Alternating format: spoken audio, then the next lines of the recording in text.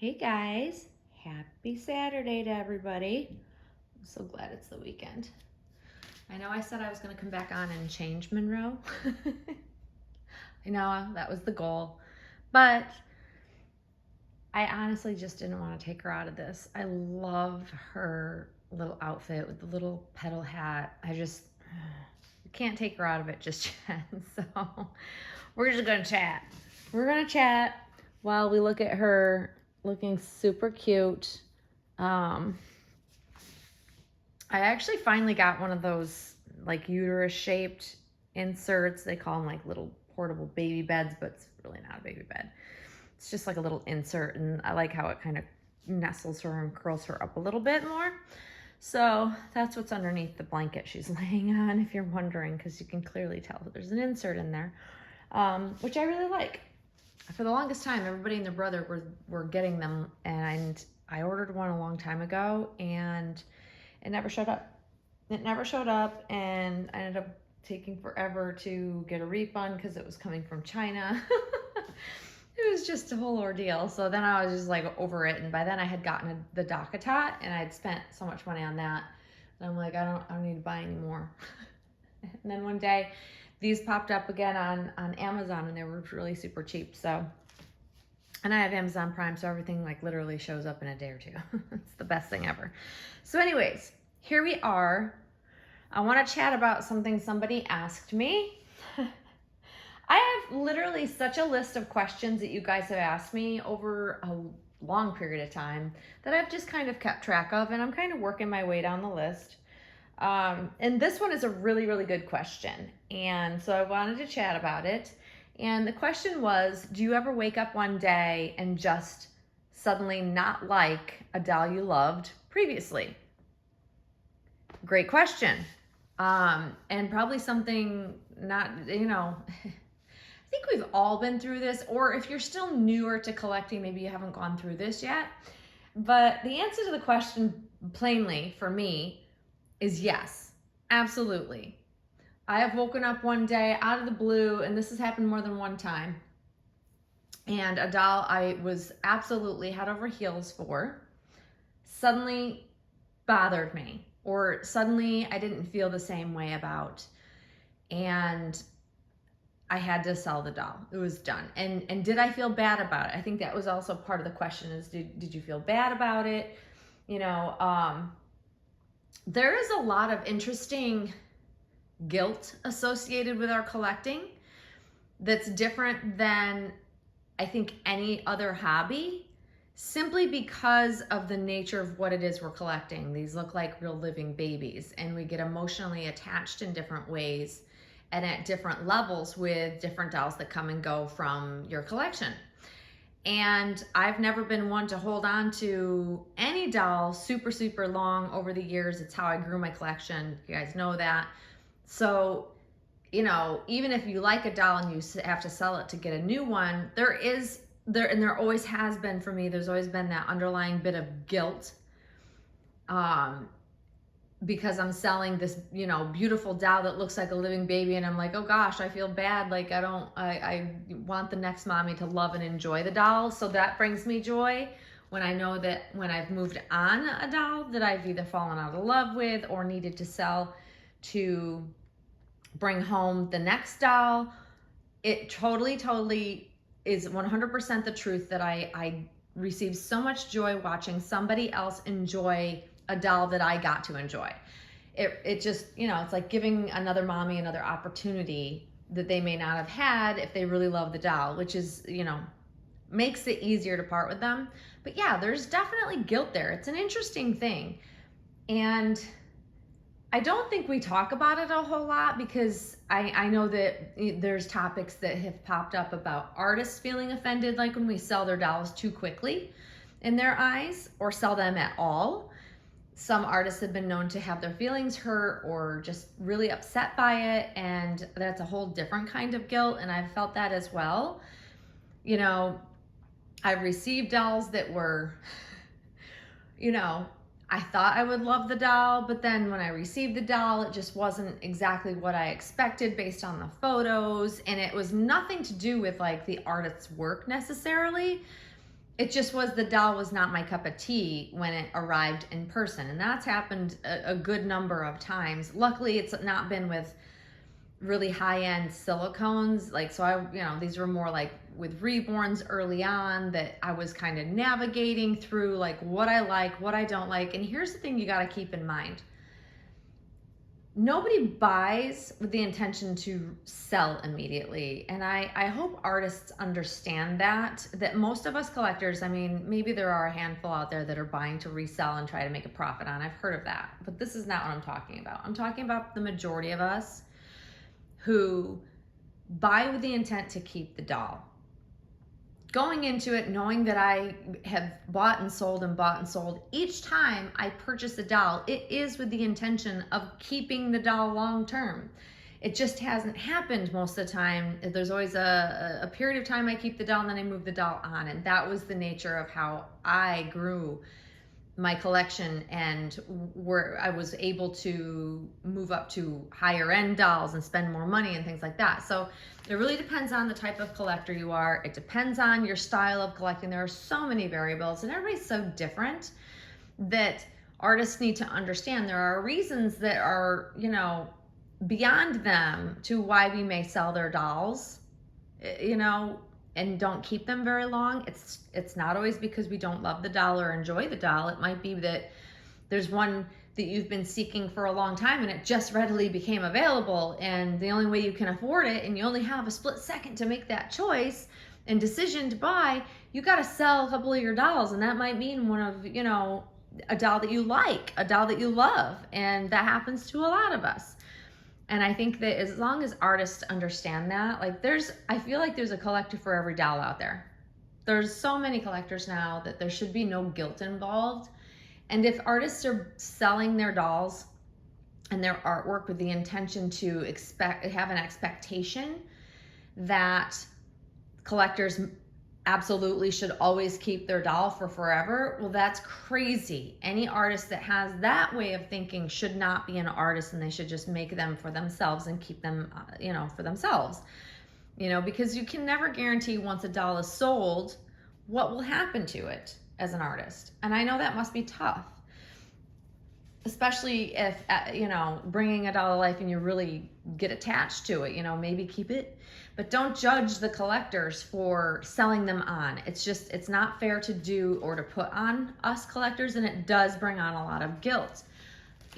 I'm very seasoned, and I would still feel bad if I hurt an artist's feelings, by selling one of their dolls. But it's just how things kind of work out sometimes. It's just, never the intention. I'll tell you personally, my own thought is that I never intend to buy to sell it. I intend to buy to keep. But other babies new babies are coming out all the time. These random available dolls become available at the strangest times. That's always been the case when it's least expected, and you really have to think quick and think on your toes to how you might be able to get a doll home. And it's usually selling another doll, and it might be a beloved doll, but it is what it is. But back to the original question, waking up one day suddenly and I don't like a doll I loved before. I think that is a big part of growing as a collector. And I think most everybody will eventually feel that from time to time. Maybe not in the beginning of your collecting, and it might take you some time to get to that point because you love everything. Like I remember I can't imagine, let's put it this way, I've said this 1,000 times, I'll say it again. I cannot imagine coming into this hobby now with the number of artists, the number of kits, the number of silicone artists and silicone dolls out there that are just freaking spectacular. It's overwhelming now as a seasoned collector, and I know what's out there, and I've watched it grow, and it's, just been an accumulation over the many years I've collected to see the growth. But to come into it at this heightened amount of, I guess it's like extrasensory. You love everything you see. You want to buy everything that you see because, if it's available and you can get your hands on it, like they just, we doll collectors, we dive in.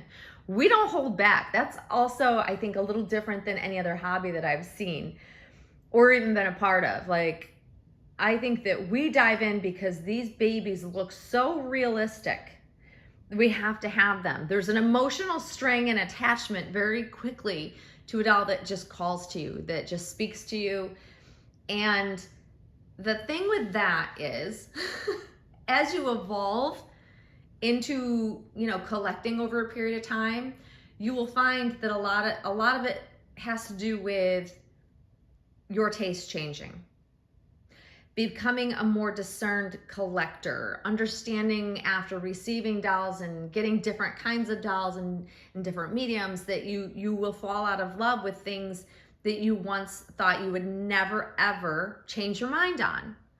I have done it numerous times, and that could be said for with my back and forth with open-eyed versus closed-eyed babies. I've had this love-hate relationship with sleepers.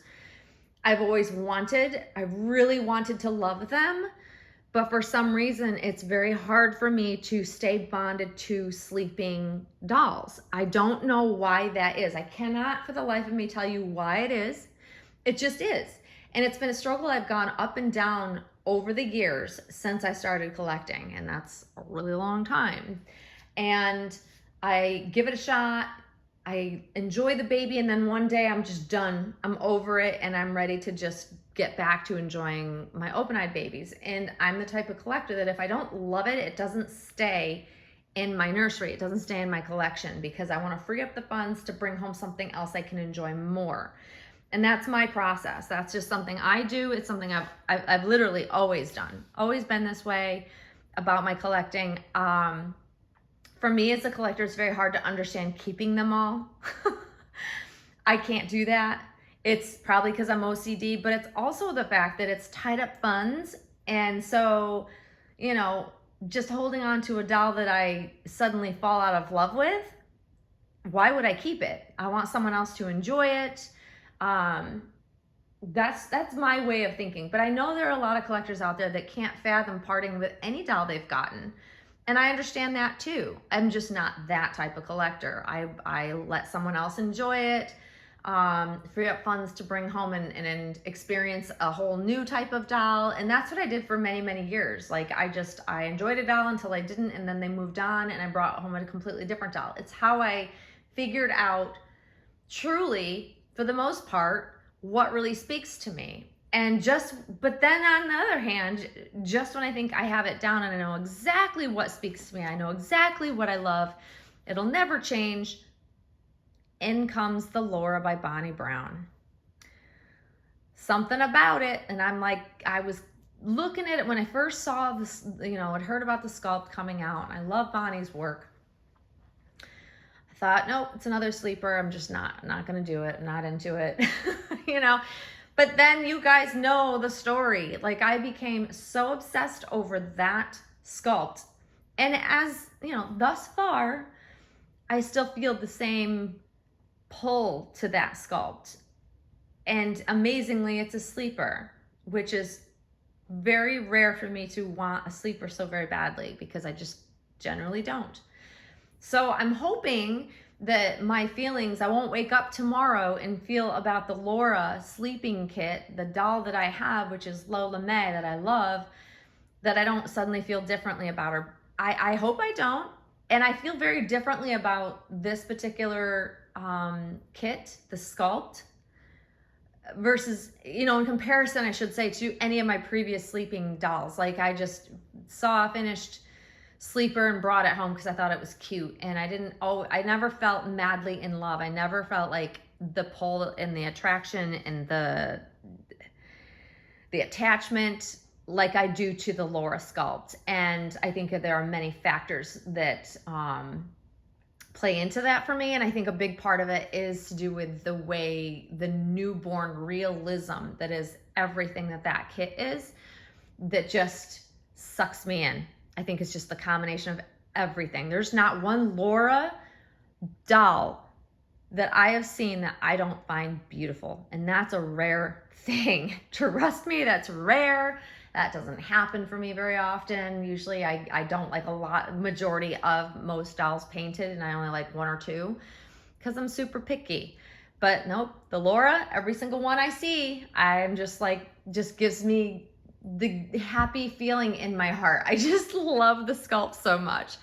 But, you know, for those of you that are newer getting into collecting and you're finding that your tastes may be changing, that's very normal. It's a normal thing. It's also the fun of experiencing different types of dolls, kind of figuring out what do you really like. And you may find that like a year or two in to collecting, you like exactly the opposite of what you thought you did when you started. And that happened for me. Like, I didn't think I would ever loved a curled up, super bent leg baby. Hello, Monroe. And I always wanted to be able to move their legs around. I never, you know, especially with silicone that's bendable, I never thought I would want a curled up doll. I thought that was ridiculous. When Elliot Lucas came out by Andrea Arcello, I thought people are crazy for wanting that doll. That doll is going to be so hard to dress. It's just kind of like a big lump, you know, because he's so curled up. If you're not familiar with that doll, look him up. He's beautifully sculpted. I think it's, you know, one of my favorites from Andrea, but he was a more firm silicone.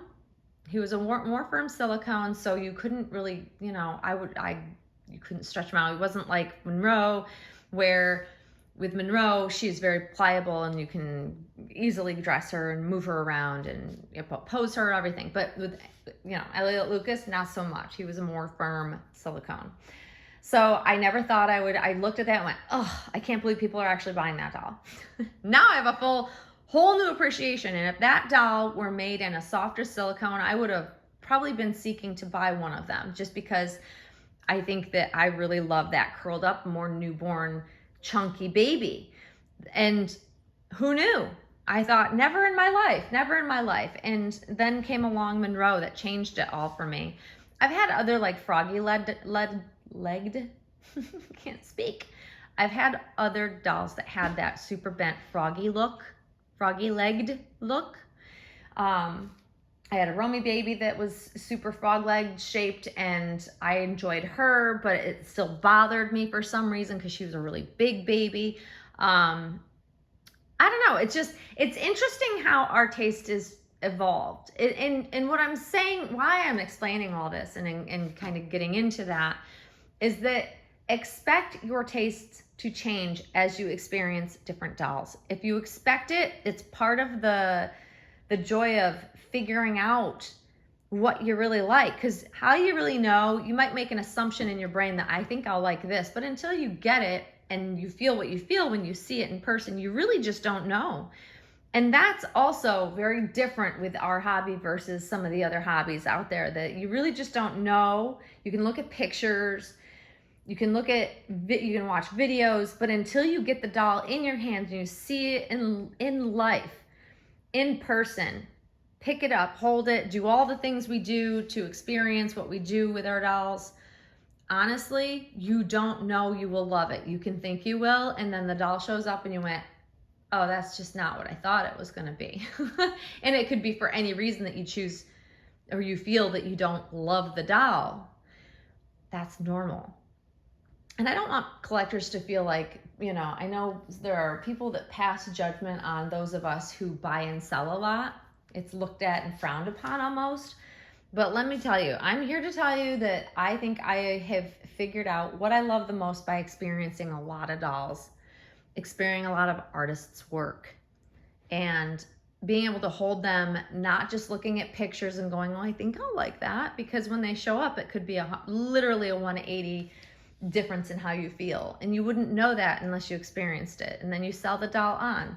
No offense to the, you know, artist or anything like that. It's just it's not for you. And that's okay. I don't want collectors to feel bad about it, because I hear this all the time, that people are being made to feel guilty or bad for not keeping dolls and selling on and getting a new one.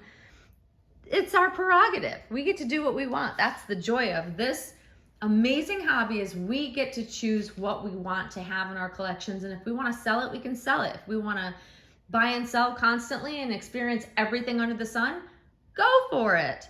That's what I suggest to anybody that's collecting. Don't let anybody else tell you how to collect or what you should be doing or what you shouldn't be doing.